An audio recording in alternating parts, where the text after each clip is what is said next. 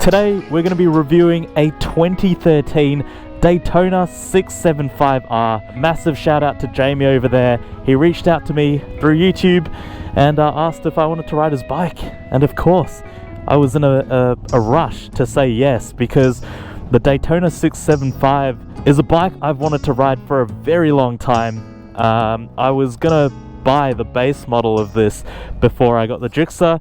It didn't end up working out, even though that's the bike I really wanted. But today is going to be a treat because we're riding the R edition, which I believe comes with Brembos, Öhlins forks, some extra carbon fiber goodies, and a quick shifter. Alrighty. Oh my god, that sounds so bloody good. I obviously got to listen to it the whole way up, but to be sitting on this beast and hear it roar into life, what a privilege. Alright. Oh my god, this thing's crazy, man. Instantly, what a thrill. This bike feels incredible, and I haven't even hit the speed limit yet. It sounds amazing. It adds so much drama to the ride. Now, this is a very illegal exhaust for road use. It's called an SC project. It doesn't even have a baffle made for it. So the thing is, right, this motorcycle on paper is extremely similar to my GSXR 600. The thing is, the torque on this will be much more usable down low, whereas the Gixxer, which has a 4-cylinder engine as opposed to a 3-cylinder engine, will have that torque all the way up the top. But ultimately these bikes are extremely similar on paper, but I believe they are going to be extremely different in practice. Oh my god! Oh, that's so good. I miss having a quick shifter so bad. Oh my god, it adds so much value to the experience being able to quick shift like that. For these reviews, I have a bit of a framework, and the first thing we have to assess is power. Now, unfortunately, the roads we're on right now with its 60k speed limit, not a good opportunity to do that. So we'll wait till we get to a more appropriate section of road. So while we wait, let's get into some initial observations. Firstly, the sound. It is everything to me. This isn't just... It's not just because it's a triple that it sounds this good. It's because it's a 675 Triumph triple. You know, an MT-09, an R9, those bikes have the CP3 engine, I believe it is. They just don't sound like this. The whine that comes along with this thing is so bloody magnificent. Oh my god. Alright, we're in 100 zone. When we come off this crest, I am going to squirt it a little bit, and I just want to feel what the power's like and what the curve's like. It is a downhill though, so... Oh my god, holy fuck! Holy fuck! That's insane! That's insane! That is insane! That feels so different to the Gixxer 600. Oh my god, that was so cool. Alright. Okay, holy shit. The Gixxer 600 and the share very similar power figures, but the thing is, right, the torque on this is delivered instantly. Like, you don't have a moment to prepare for it, whereas on the Gixxer 600, right, it takes quite a while to wind up. Like, you have to get to like 7,000 RPM before you even start to feel the good stuff. But on this, it's instant, man. Oh my god. I didn't expect that to have such an impact on me. Like, I knew it would be different, but that was bloody exhilarating. It's instant, guys. It's just there. Yeah, the Gixxer, you have to wait, and it's actually one of the more frustrating things about being in the 600 Supersport category. Oh my god. You know, once you pair that power delivery and the sound of this bike with a quick shifter, you get something magical. Oh my bloody... Jesus Christ. I don't know if you guys can tell, but I'm giggling like a little girl. This bike is it, man. Okay, so power delivery. Very similar power figures, completely different power delivery, completely different experience. Alright, let's talk about the handling. This thing tips, man. It feels so nimble, so agile. Like, I just kind of throw it in. It really does listen to you. Alright, let's try here. Rev match. We're trail braking in, gently off the front brakes. We're looking through the corner. Oh my god.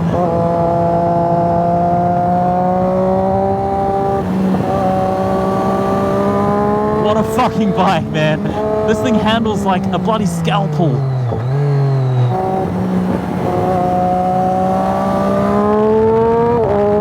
Oh my god. Holy fuck, I'm in love. Alright, braking. Okay, so this bike has ABS, and Jamie made me aware of it. The rotors are slightly warped, and I can feel that. There is no denying, guys. Even I think without the warped rotors, the Gixxer 600 has superior brakes to this, only because it doesn't have ABS. And I was really disappointed because I wanted my next bike to have ABS, so I wasn't happy that the Gixxer 600 didn't have it.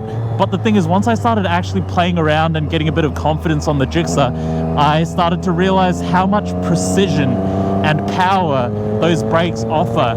And it's because they are strong brakes without ABS. So what the ABS does is when you're pressing the handle, it doesn't instantly. Hey, buddy.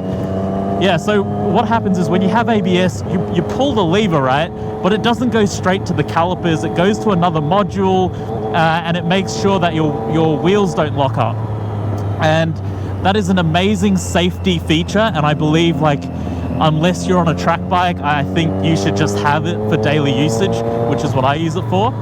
But when you have a bike with no ABS like the Gixxer, you kind of stomp the brakes, and as long as you've got your weight on the front wheel and you're not going to slide out, the stopping force is unparalleled. And I totally understand now why track riders do not run ABS. Now again, I think for road use, this is better to have ABS available to you. And if I ever owned one of these, it would be for road use, just like I currently use the Gixxer for. So in terms of brakes, it's better for daily application and road use, but in terms of raw stopping power, the Gixxer beats it 100%. But you know, it needs to be in the hands of someone with experience, and even myself, I wouldn't say I'm there yet. Now the suspension, I've never ridden a bike with fancy Olin suspension like this one, but I can feel it. I really like, it's stiff. And now obviously this isn't set up for me, but I love how stiff the suspension is and how much of the road you actually feel. Like, there's a lot of feedback. It feels very precise.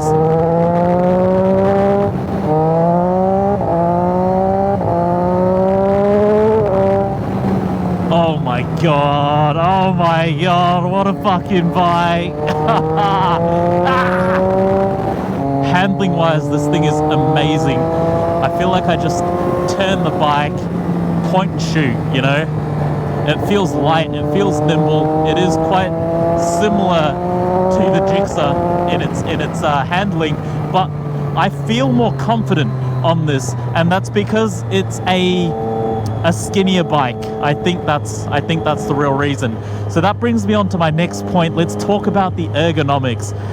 Now, I do feel closer to the cockpit than the Gixxer 600. I feel like I do have to reach a bit more in the Gixxer 600, and I do feel like my knees are tucked up a lot more. So I do think that the Gixxer 600 is just a more aggressive super sport than the 675R in terms of rider triangle and ergos. Now, the next thing we can talk about is the width of the tank. As mentioned, this is a 3-cylinder, and it allows for a skinnier profile width-wise. That actually makes this feel like a much smaller, lighter bike than the Gixxer 600. And that's because my legs are closer together. I feel more confident hanging off this bike. I feel more confident in general, maneuvering this bike around, and that is at the expense of that rigid feeling of stability. But on a super sport, like, you're not really looking for that stability down the straight, especially on a 600 where you're not reaching ridiculous speeds like you would on a leader bike. You're also kind of looking for that agility and flickability through the corners, and I think that's where this kind of takes the edge.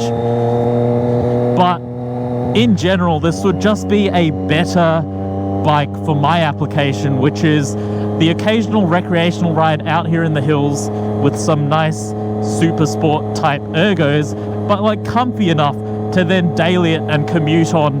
And that's kind of what I use the Gixxer 600 for predominantly. It's commuting, and you know, my legs and my back, my wrists, they're all kind of suffering by the end of the commute. But on this, it would be the lesser of the two evils. So I think, you know, if you're going to a track, maybe the Gixxer 600 is more hardcore and better for that.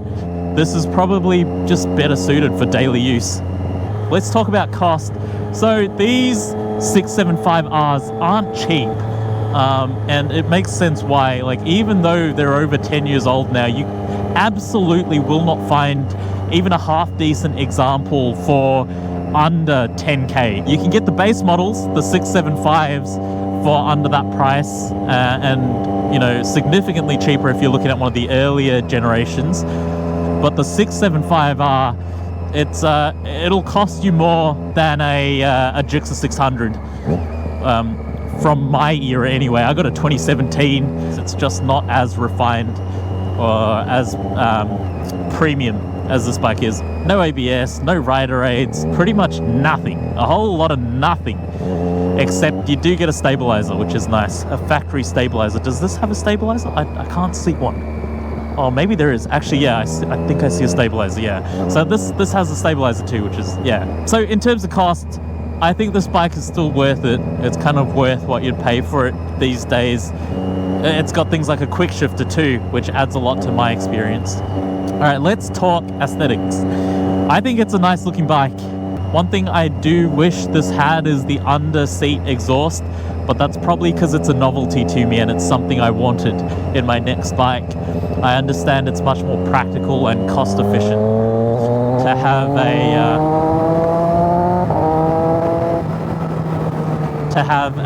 oh fuck it, let's do it. Yeah, I understand it's much more practical and cost effective to have a side exhaust like this does, but just the cool points. Oh my fucking god, man. I'm in love. I'm actually just in love with this bike. I love the red accent on the rear subframe. Just letting people know, like, this is a 675R. It's not just your run-of-the-mill 675. I think that's a nice touch. And of course, you've got the Swedish gold in terms of the Öhlins, both front and rear. Looks very nice. I'm a guy who likes his bikes showy. On my cars, I like those subdued, sultry metallic colors, but on my bikes, I just want it to be obnoxious as fuck. Like loud, bright, not just in terms of volume, but in terms of visual appeal. And I will say the Gixxer library, I love that. And I think that does take the edge over this. But I like how this thing looks. I think this is one of the coolest bikes I've ever ridden. It's been a long time since I've felt this way about a bike, guys. I'm not even trying to be dramatic here. It's been a long time since I've ridden a bike and instantly fallen in love with it. There you have it, guys. The Triumph Daytona 675R. A bike that I will someday own. Lived up to every expectation and more. Thanks so much for watching, guys. I hope you enjoyed the video. Remember to like, comment and subscribe if you haven't already. I will catch you on the next one.